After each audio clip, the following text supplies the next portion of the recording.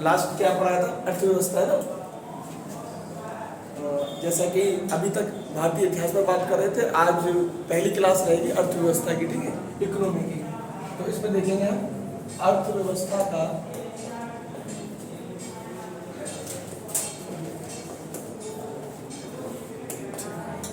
अर्थ एवं स्वरूप।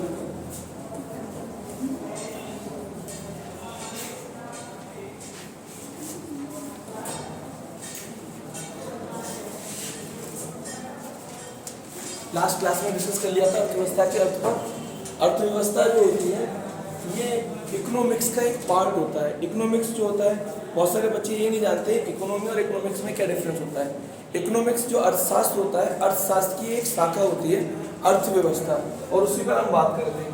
अर्थव्यवस्था हमेशा अधूरा शब्द होता है जब तक इसके आगे किसी कंट्रीज का नाम ना लगे। तो यहाँ पर अर्थव्यवस्था जो हम देखेंगे वो भारत की देखेंगे। किसकी देखेंगे?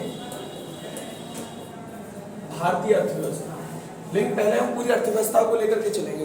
मैंने लास्ट टाइम पे आप लोगों को बताया था कि अर्थव्यवस्था जो होती है वो उत्पादन के साधनों के आधार पर चलती है, क्योंकि किसी भी देश में किसी भी व्यक्ति के द्वारा जो अलग अलग कार्य किए जाते हैं वो अपनी आजीविका को चलाने के लिए किए जाते हैं, और आजीविका को चलाने के लिए सिंपल में पदार्थ की जरूरत होती है। पदार्थ जो होता है ये साइंस के अनुसार, अकॉर्डिंग टू साइंस, इसकी 3 फॉर्म होती हैं। अगर विज्ञान के अनुसार देखें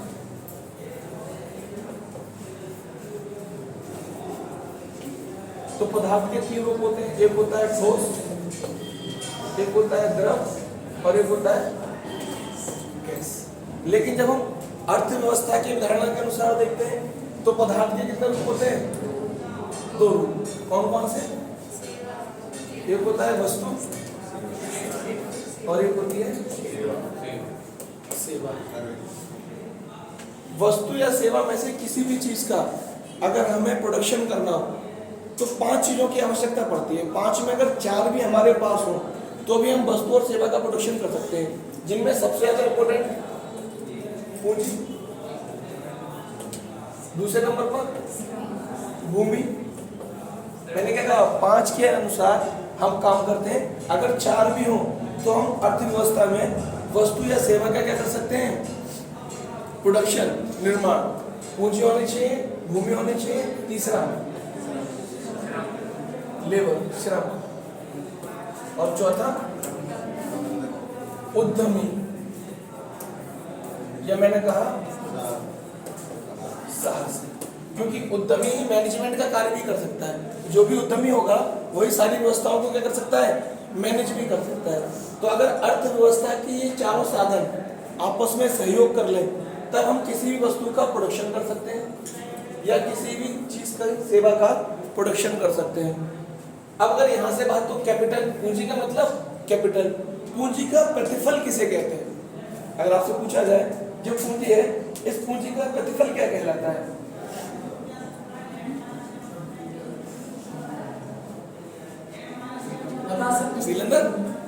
पूंजी का प्रतिफल। देखो हमारी जो भी पूंजी होती है ना, इसका प्रतिफल हमेशा इंटरेस्ट के रूप में आता है। हम कहीं भी पैसा लगाते हैं, क्या चाहते हैं? ब्याज। हमेशा पूंजी का प्रतिफल ब्याज कहलाता है, इंटरेस्ट।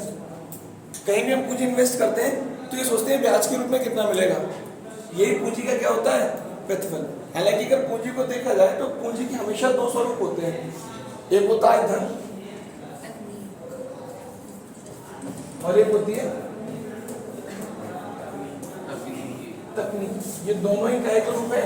पूंजी के ही रूप में। भूमि का प्रतिफल क्या होता है? दूसरा पॉइंट है भूमि। और अगर भूमि के प्रतिफल की बात किया तो भूमि का प्रतिफल क्या होता है? किराया। आप कोई भी लैंड रखते हो तो लैंड में आप ये चाहते हो हमें रेंट मिले। आपके पास मकान है, आपने 1 रूम एक्स्ट्रा बना दिया, इसका रेंट आता रहेगा। हमेशा भूमि हमें क्या देती है? किराया। यहाँ से भी क्या प्राप्त होता है? किराया, जिसको हम बोलते हैं रेंट। तो अगर आपसे पूछा जाए भूमि का प्रतिफल क्या होगा, तो भूमि का प्रतिफल क्या होगा? किराया। और पूंजी का आप यहाँ भी ये दोगे, इसकी उम्मीद पर दोगे। दिवाली, दिवाली पर बहुत पूंजी दी जाती है। सर भूमि को लेके बेचें तो वो किस में आएगा? भूमि को लेकर बेचें तो बेचें, अगर भूमि को लेकर के आप बेच रहे हो तो ये उसका प्रतिफल नहीं है। आप भूमि को दो ही कंडीशन में बेचते हो, या तो लाभ दिख रहा हो या फिर आपको कोई ट्रेजिडी हो गई हो, वरना भूमि कभी बेची नहीं जाती। भूमि बेचने वाली चीज़ नहीं है। हर व्यक्ति भूमि को जब भी बेचता है जब उसके साथ कोई ट्रेजिडी हो जाए, वरना भूमि हमेशा ऐसी है कि एक बात मान के चलो, पूंजी बढ़ेगी बढ़ेगी। और आज कलयुग है, कलयुग में तो जानते हो जमीन और कमीन दो चीज़ों की बहुत ज़्यादा वैल्यू है, एक ज़मीन की और एक कमीन की। तो उसको बेचने की तो सोचना ही मत। हालांकि अगर प्रतिफल की बात करो तो इसके प्रतिफल के रूप में हमेशा आप क्या लेते हैं? किराया लेते हैं। तीसरा होता है श्रम, लेबर। अगर मैं लेबर की बात करूं तो श्रम का मतलब होता है मानवीय पूंजी। ये कैसी पूंजी कहलाती है? ये मानवीय पूंजी कहलाती है। श्रम को या मानवीय पूंजी का नाम देते हैं। और ये मानवीय पूंजी दो रूपों में होती है, एक होती है शारीरिक और एक होती है मानसिक। श्रम है, लेबर ही है, लेकिन दो तरीके से हम लेबर करते हैं। एक करते हैं शारीरिक और एक करते हैं मानसिक रूप से। शारीरिक रूप से आप देखोगे तो वो श्रम में जब आप 4th क्लास में चले जाओगे, और मानसिक रूप से जब आप देखोगे जब आपको शारीरिक वर्क नहीं करना पड़ता, केवल मेंटली वर्क करना पड़ता है। ये दोनों ही क्या कहलाते हैं? श्रम कहलाते हैं। और अगर उद्यमी की बात की जाए तो उद्यमी का मतलब होता है जोखिम लेने वाला। कौन व्यक्ति होता है? जोखिम लेने वाला। इसको हम बोलते हैं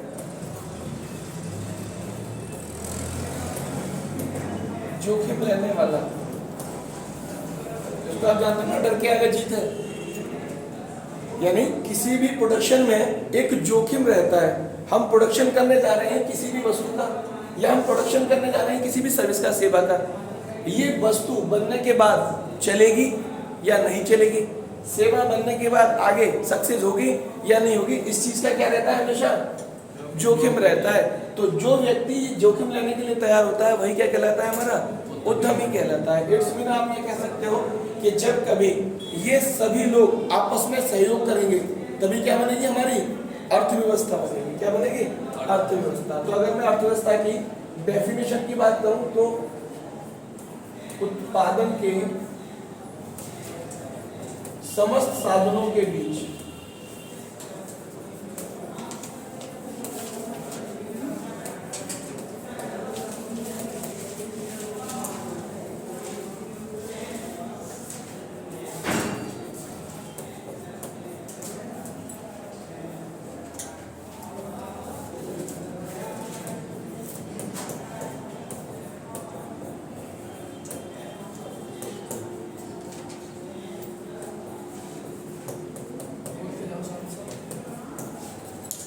यानी उत्पादन के समस्त साधनों के बीच आपसी सहयोग की भावना अथवा प्रणाली अर्थव्यवस्था कहलाती है।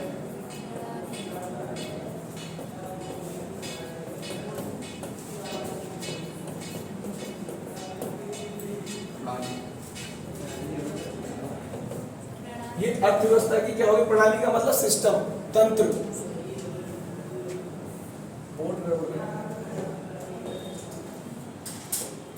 ये होगी अर्थव्यवस्था की डेफिनेशन।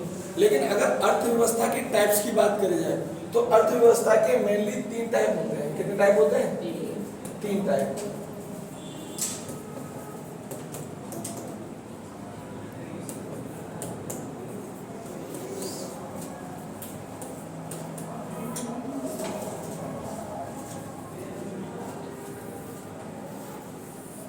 अर्थव्यवस्था का वर्गीकरण, ये वर्गीकरण जो रहा है कंट्रोलिंग पावर के आधार पर हो रहा है। यानी आप कह सकते हो नियंत्रण के आधार पर वर्गीकरण। जब कभी हम अर्थव्यवस्था में कंट्रोलिंग के आधार पर क्लासिफिकेशन करते हैं तो इसके मेनली 3 पार्ट निकल करके आते हैं। पहली होती है पूंजीवादी अर्थव्यवस्था,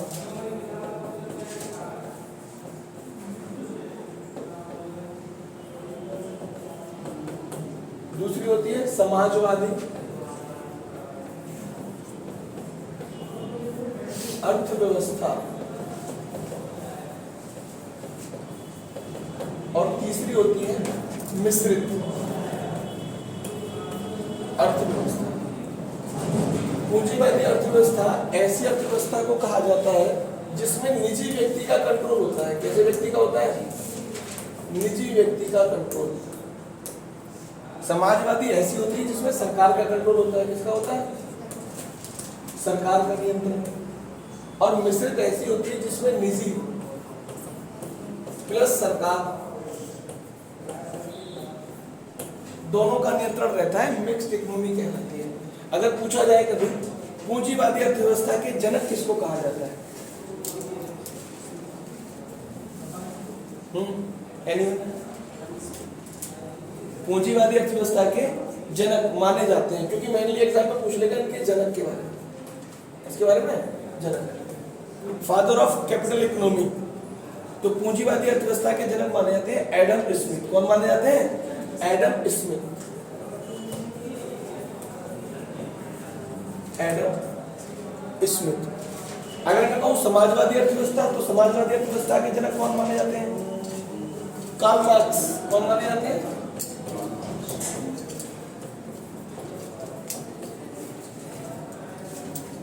मिश्रित के आप लोग बताएंगे, मिश्रित अर्थव्यवस्था के जनक कौन माने जाते हैं? पूंजीवादी के एडम स्मिथ, समाजवादी के कार्ल मार्क्स, मिश्रित के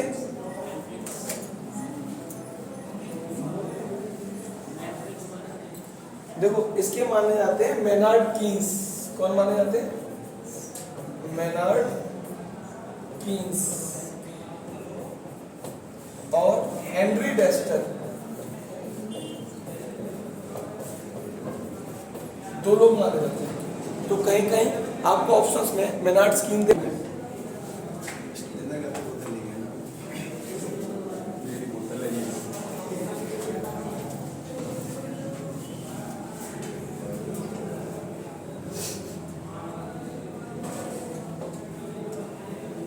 पूंजीवादी अर्थव्यवस्था होती है, अगर पूंजीवादी अर्थव्यवस्था में बात करें तो हमने कहा निजी व्यक्ति का कंट्रोल होता है। इसमें कंट्रोलिंग पावर किसकी होती है? निजी व्यक्ति की। अब निजी व्यक्तियों से मतलब ये होता है कि उत्पादन के जो 4 साधन थे पीछे, उन 4 में से कुछ साधनों के ऊपर कंट्रोल जो होगा वो पर्सनल व्यक्तियों का होगा। पर्सनल व्यक्तियों से मतलब सरकार का उसमें कोई भी हस्तक्षेप नहीं होगा। समाजवादी में इन 4 साधनों के ऊपर कंट्रोल किसका होगा? सरकार का। और मिश्रित में कुछ पर निजी व्यक्तियों का और कुछ पर सरकार का। लेकिन जब मैं पूंजीवादी अर्थव्यवस्था को भी देखता हूँ तो ये भी कितने भागों में टूट जाती है आगे चलकर? 2 भागों में। एक होती है एकल पूंजीवादी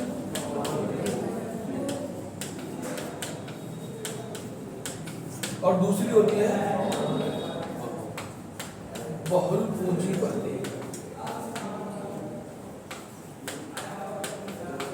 एकल पूंजीवादी वो अर्थव्यवस्था होती है जिसमें सारे साधनों के ऊपर एक ही व्यक्ति का कंट्रोल होता है। किसका?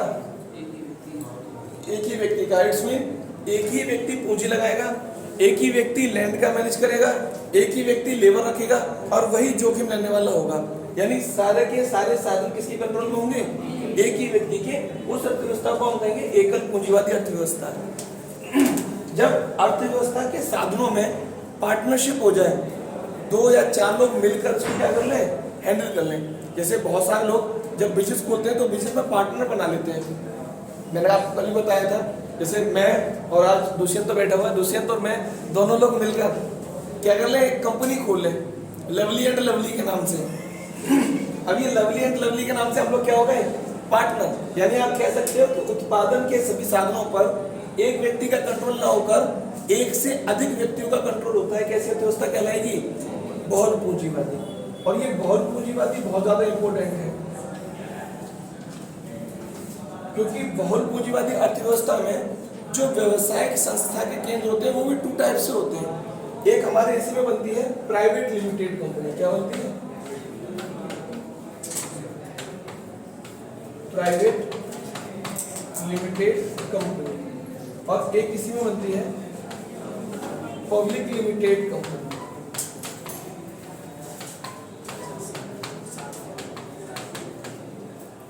अब प्राइवेट लिमिटेड कंपनी और पब्लिक लिमिटेड कंपनी के बीच अंतर क्या होता है?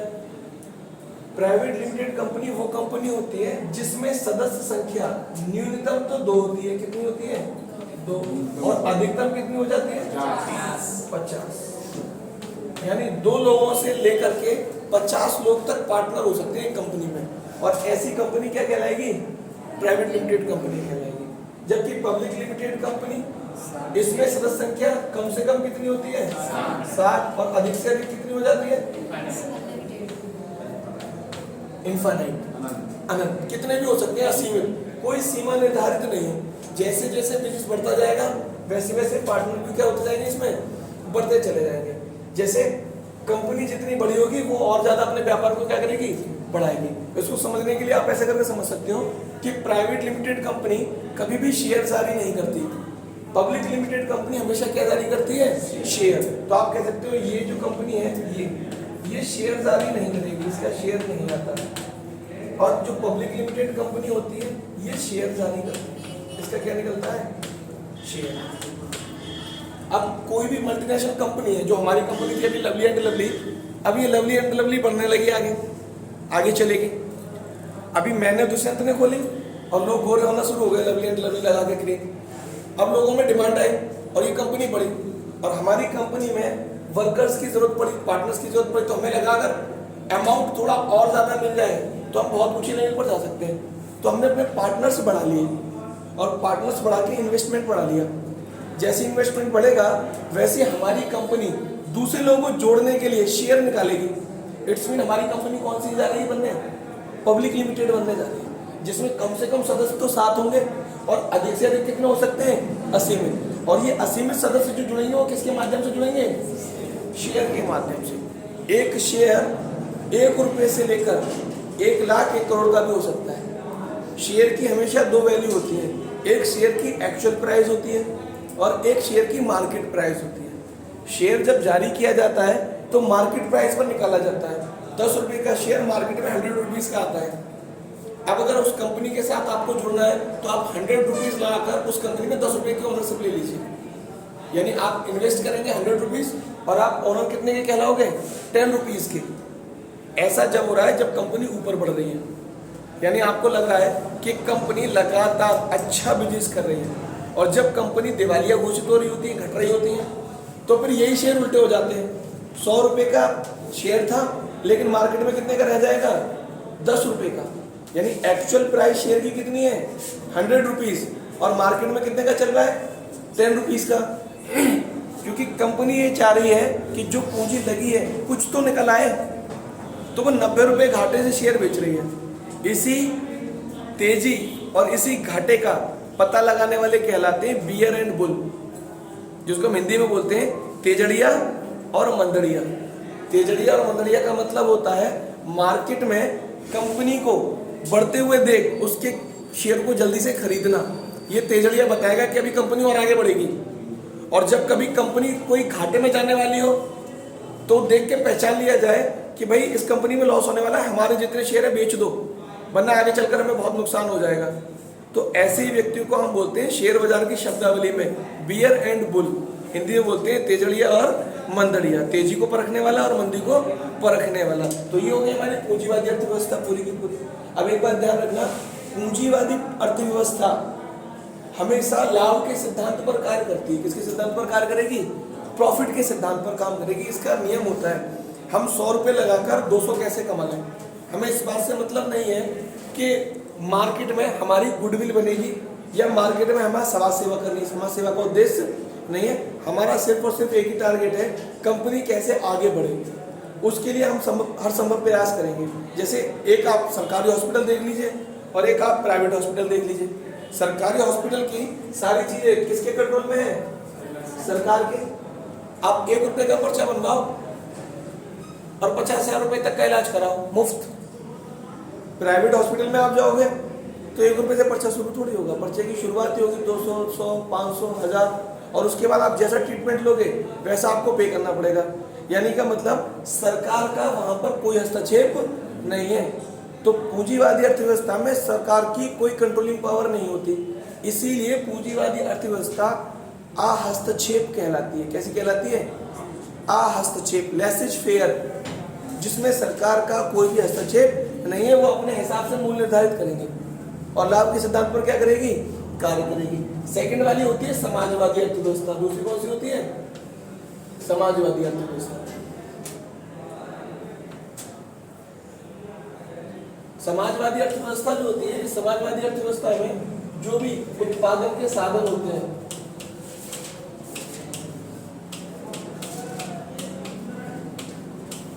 उत्पादन के साधनों के ऊपर कंट्रोलिंग पावर किसकी होती है?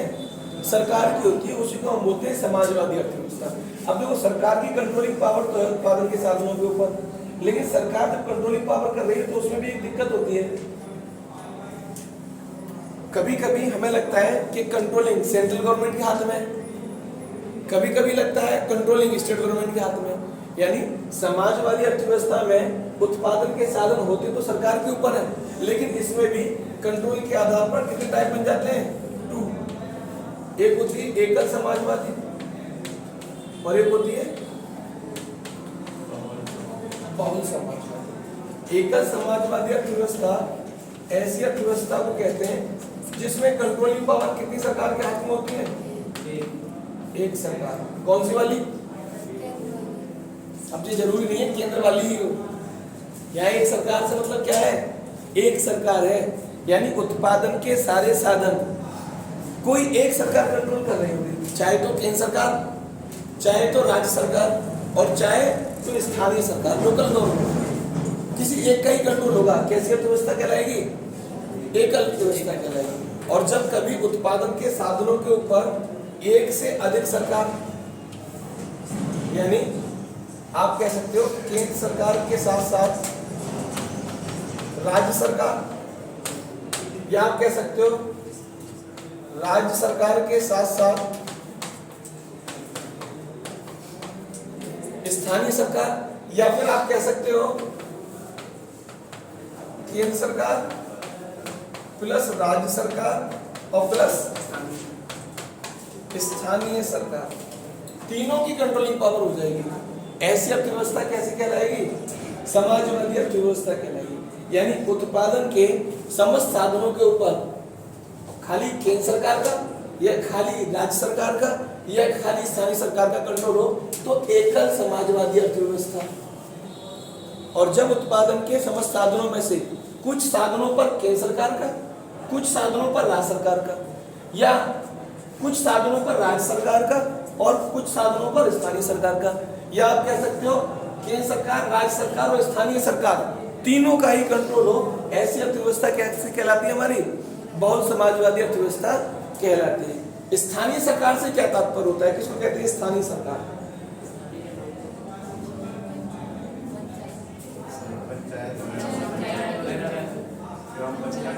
देखो, हमारे यहाँ एक होता है ग्राम सभा, एक होता है नगर निगम, एक होती है पंचायत समिति।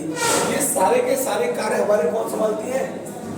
स्थानीय सरकार, लोकल गवर्नमेंट के अंडर में आते हैं। इन सबका जो भी काम होता है, ग्राम सभा का, नगर निगम का, पंचायत समिति का, ये सारा का सारा किसके अंडर में आता है? स्थानीय सरकार का। तो जब तीनों इंक्लूड हो जाएंगी तब हमारी बन जाएगी बहुल समाजवादी अर्थव्यवस्था। अब बहुल समाजवादी अर्थव्यवस्था में अगर व्यवसायिक संस्था के स्वरूप देखे जाए तो यहाँ पर भी व्यवसायिक संस्था के जो स्वरूप होते हैं वो कितने होते हैं?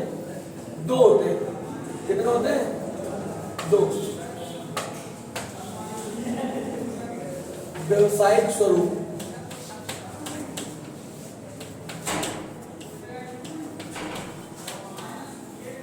जैसे जो हमने पूंजीवादी अर्थव्यवस्था में देखे थे, पूंजीवादी अर्थव्यवस्था में भी 2 थे, एक थी प्राइवेट लिमिटेड कंपनी और एक थी पब्लिक लिमिटेड कंपनी। दोनों की भी अंतर समझ लिया, एक शेयर जारी करती है और एक शेयर जारी नहीं करती है। एक में सदस्य संख्या कम से कम 2 हो सकती है, अधिक से अधिक 50 हो सकती है। दूसरी वाली हमने देखा कि कम से कम मिनिमम सदस्य संख्या 7 हो सकती है और ज्यादा से ज्यादा अनलिमिटेड हो सकती है। ऐसे ही हमारे जो समाजवादी अर्थव्यवस्था है, बहुल समाजवादी अर्थव्यवस्था, इसमें व्यवसायिक संस्था के 2 स्वरूप होते हैं। एक को हम बोलते हैं विभाग। क्या बोलते हैं? विभाग। और एक को हम बोलते हैं निगम।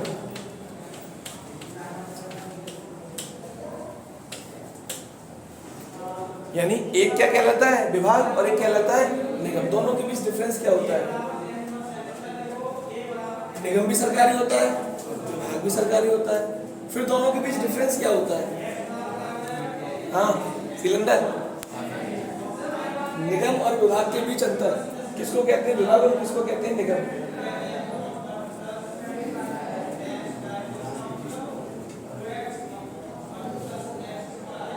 आज तुम लोग बहुत सीरियस सारे लग रहे हो, क्या बात है? फर्स्ट टाइम है ना इसलिए। आज बहुत अच्छे लग रहे हो, शरीफ शरीफ से दिख रहे हो सारे के सारे। हाँ बताओ सोहानी, दोनों के बीच क्या अंतर होता है? विभाग किसी का हो सकता है और निगम नहीं हो सकता है। निगम सबका हो सकता है? नहीं, विभाग किसी का हो सकता है। विभाग किसी का हो सकता है, किसी खास का नहीं, जैसे कि वो सरकारी विभाग में, प्राइवेट विभाग में कह देते हैं ना। प्राइवेट विभाग कहाँ से आया? सरकारी अर्थव्यवस्था चल रही है, इसमें प्राइवेट कहाँ से आ जाएगा? प्राइवेट तो बेटा कंपनी होती है, वो कंपनी में है। प्राइवेट लिमिटेड कंपनी में है या पब्लिक लिमिटेड कंपनी में, विभाग वर्ड कहाँ से यूज हो जाएगा? विभाग तो दो ही होते हैं ना सरकारी अर्थव्यवस्था में, व्यवसायिक स्वरूप, या तो विभाग या फिर निगम। दोनों के बीच अंतर क्या रहता है? आप विभाग भी जानते हो, आप निगम भी जानते हो। आप विभाग कहते हो शिक्षा विभाग, और निगम पर आप जाते हो तो उत्तर प्रदेश परिवहन निगम। लेकिन दोनों के बीच अंतर क्या हुआ? उत्तर प्रदेश परिवहन निगम में जो लोग अपॉइंट है वो भी सरकारी है, पुलिस विभाग में जो लोग हैं वो भी क्या है? सरकारी है। पर दोनों के बीच अंतर क्या है? मैं ये जानना चाह रहा हूँ कि दोनों के बीच अंतर क्या होगा, कैसे डिफाइन करोगे? विभाग किसे कहोगे और निगम किसे कहोगे?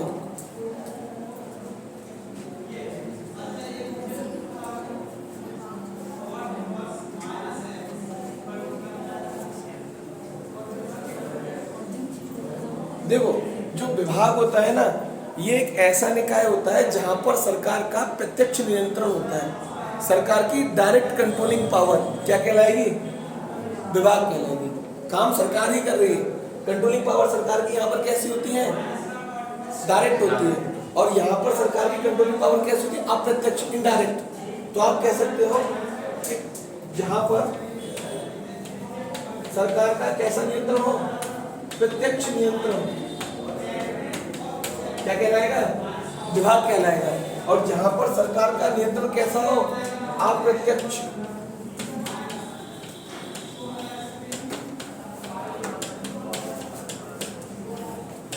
क्या कहलाएगा? निगम कहलाएगा। एग्जाम्पल के लिए आप लिख सकते हो, हमारे यहाँ शिक्षा विभाग है। कैसा विभाग? शिक्षा विभाग। आप लिख सकते हो स्वास्थ्य विभाग है। इसके अलावा पुलिस विभाग है।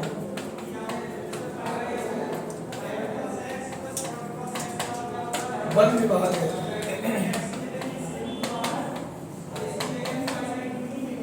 शिक्षा विभाग है, स्वास्थ्य विभाग है, पुलिस विभाग है, वन विभाग है, वित्त विभाग है। ये सारे हमारे ऐसे हैं जहाँ पर सरकार की कंट्रोलिंग पावर कैसे चलती है? डायरेक्ट चलती है। निगम ऐसे होते हैं जहाँ पर सरकार की कंट्रोलिंग पावर कैसी होती है? अप्रत्यक्ष, इनडायरेक्ट। जैसे मैं कहूँ भारतीय जीवन बीमा निगम,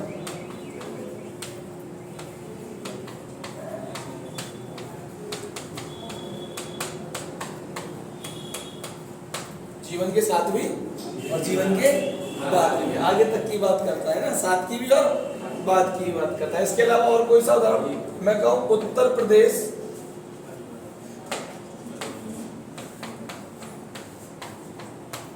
परिवहन निगम, ये क्या है? निगम है। मैं कहूँ राष्ट्रीय ताप विद्युत निगम, ये भी क्या है?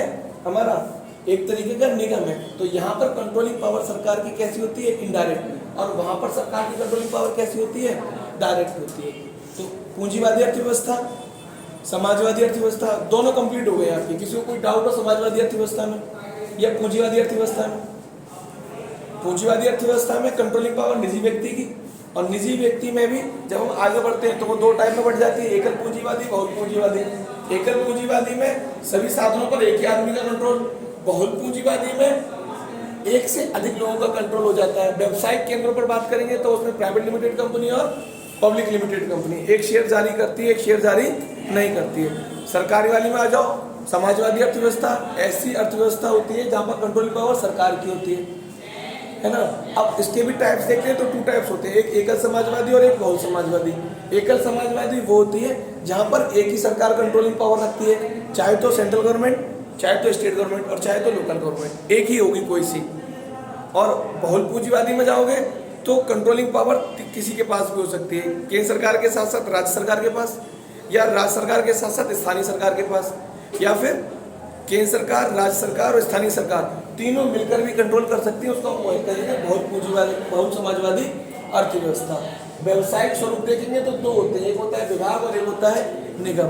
विभाग में डायरेक्ट कंट्रोलिंग होती है प्रत्यक्ष, और निगम में अप्रत्यक्ष कंट्रोलिंग पावर होती है ना। एग्जाम्पल के तौर पर हमने दोनों देख ली।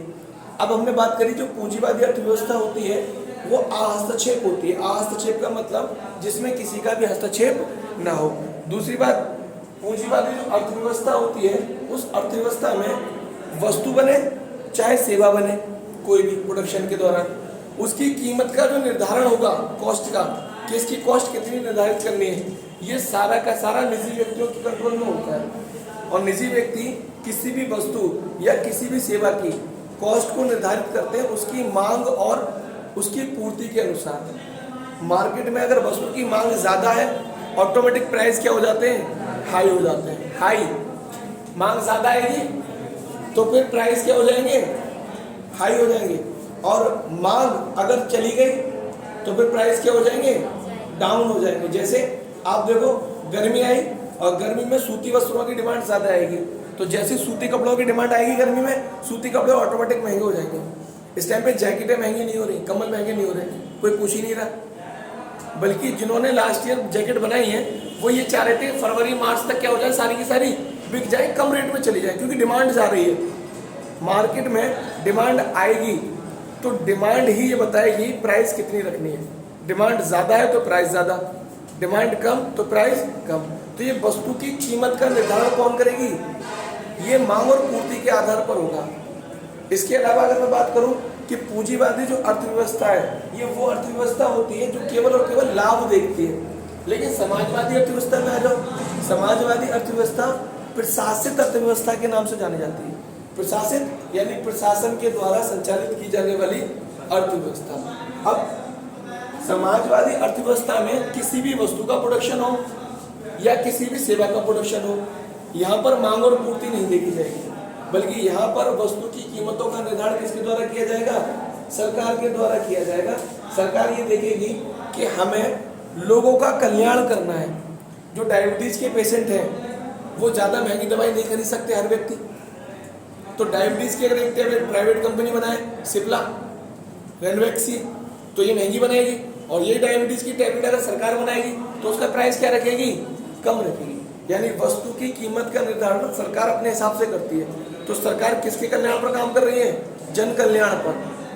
पूंजीवादी अर्थव्यवस्था लाभ के सिद्धांत पर कार्य करेगी, समाजवादी अर्थव्यवस्था जनता के कल्याण पर कार्य करेगी, ये जन कल्याण के लिए बनाई जाती है। मिश्रित अर्थव्यवस्था नेक्स्ट कौन सी है, मिश्रित अर्थव्यवस्था। अगर हम बात करें मिश्रित की,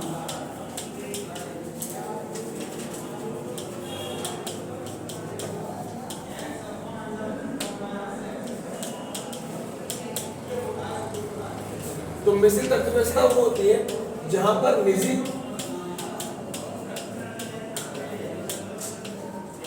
और सरकार दोनों का नियंत्रण होता है। दोनों का क्या होता है, नियंत्रण। यानी उत्पादन के कुछ साधनों के ऊपर निजी व्यक्तियों का और उत्पादन के शेष साधनों पर सरकार का कंट्रोल होगा। और उसके बाद अगर कोई वस्तु बन रही है या उसके बाद कोई सेवा बन रही है, तब हम कहेंगे यहाँ की जो अर्थव्यवस्था है वो कैसी है, मिश्रित अर्थव्यवस्था है, मिक्स्ड इकोनॉमी, सिंपल वे में। अब हमारे यहाँ भारत की जो अर्थव्यवस्था है ना, अगर मैं भारत की बात करूँ, भारत की अर्थव्यवस्था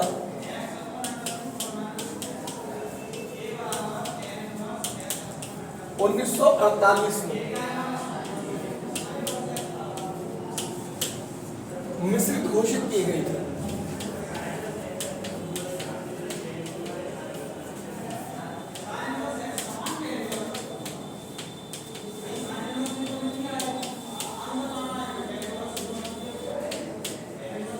अब भारत की जो अर्थव्यवस्था है वो मिश्रित घोषित की गई, और कब की गई, 1948 में।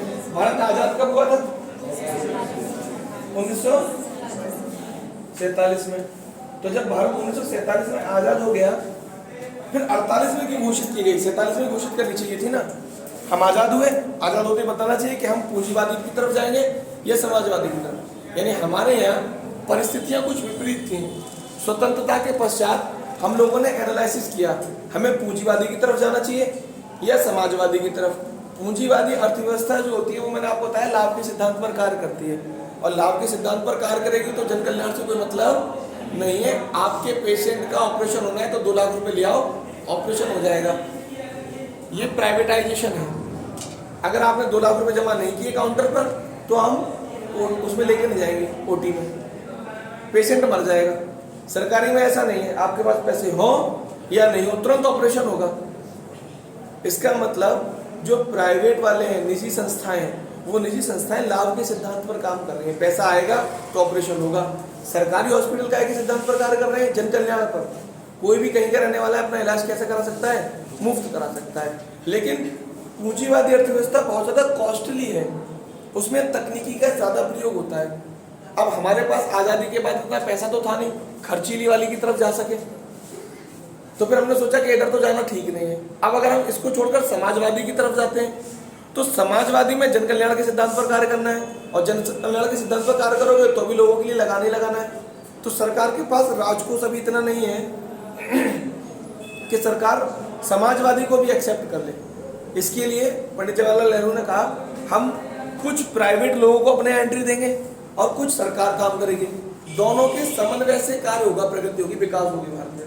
इसीलिए हमने अपनी अर्थव्यवस्था पूंजीवादी और समाजवादी दोनों को कैसे बना दी, मिला के बना दी।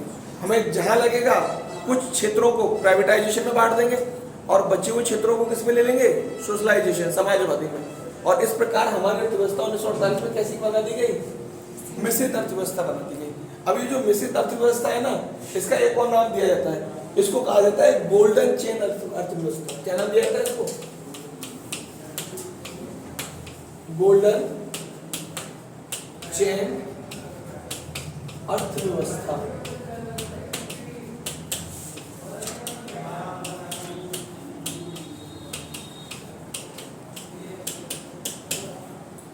तो इस अर्थव्यवस्था को गोल्डन चेन अर्थव्यवस्था के नाम से भी जाना जाता है।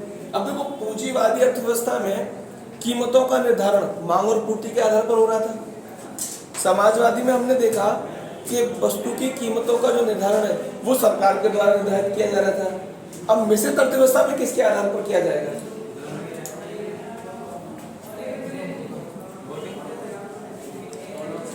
क्योंकि ये दोनों का मिश्रण है। ये कैसा है, पूंजीवादी और समाजवादी, इसमें दोनों है। तो यहाँ पर कोई भी चीज या कोई भी वस्तु या कोई भी सेवा बनेगी, उसमें जब कभी भी हम बात करें कीमतों की निर्धारण का, तो यहाँ पर मांग और पूर्ति के साथ साथ मांग और पूर्ति के साथ सरकार के द्वारा कीमतों का निर्धारण किया जाता है।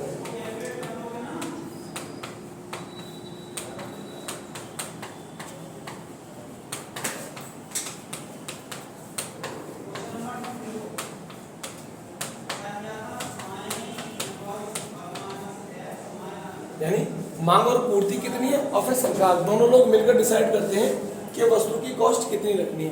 तो ये हमारी मुख्य अर्थव्यवस्थाएं 3, पूंजीवादी, समाजवादी और मिश्रित।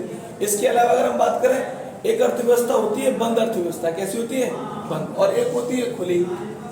कैसी होती है, एक होती है बंद अर्थव्यवस्था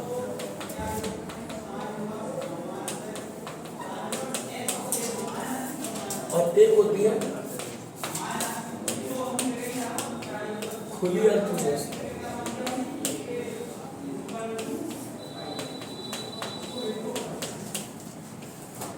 अब बंद अर्थव्यवस्था और खुली अर्थव्यवस्था किस किस को कहा जाता है, इन दोनों के बीच क्या अंतर होता है?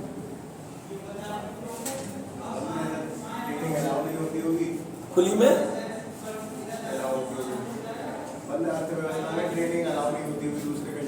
बिजनेस अलाउ नहीं होता हुआ ट्रेडिंग, और खुली में अलाउ हो जाता है। हाँ सिलेंडर ठीक तुम्हारा है। यानी इन दोनों अर्थव्यवस्थाओं के बीच जो आधार होता है, यानी अगर इन दोनों अर्थव्यवस्थाओं के बीच हम विभाजन करें,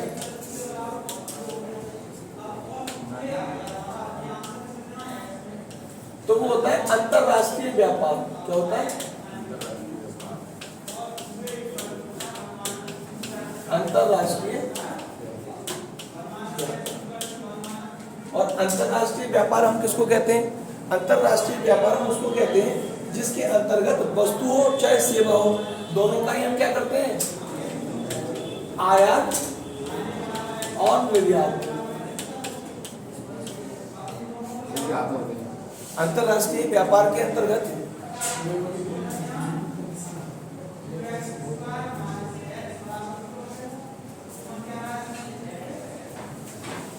आयात भी आ जाता है और निर्यात, इंपोर्ट और एक्सपोर्ट दोनों इंक्लूड रहते हैं। अब अगर आयात और निर्यात दोनों जानते हो तो आपको बंद अर्थव्यवस्था और खुली अर्थव्यवस्था दोनों समझ में आ जाएगी। आयात वो होता है जब हम किसी भी वस्तु या किसी भी सेवा को अपने देश में मंगाते हैं, इंपोर्ट करते हैं दूसरे देशों से। और निर्यात वो होता है जब हम अपने देश से किसी भी वस्तु को या किसी भी सेवा को दूसरे देश में क्या करते हैं? बेचते हैं, एक्सपोर्ट करते हैं, उसको कहते हैं निर्यात करना। तो आयात और निर्यात के अंतर्गत हम वस्तु और सेवाओं का दोनों का क्या करते हैं?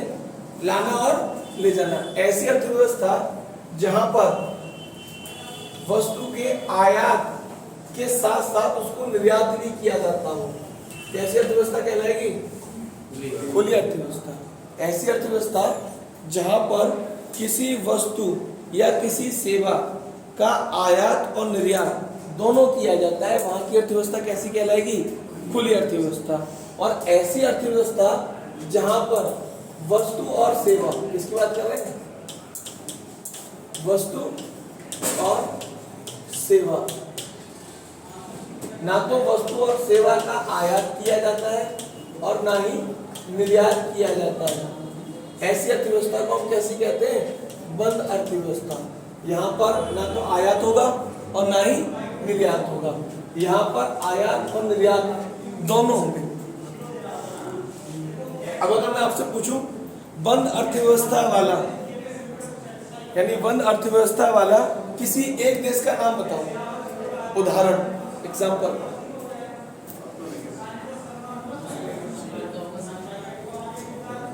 बताओ बंद अर्थव्यवस्था वाला कोई एक देश, एग्जाम्पल के लिए।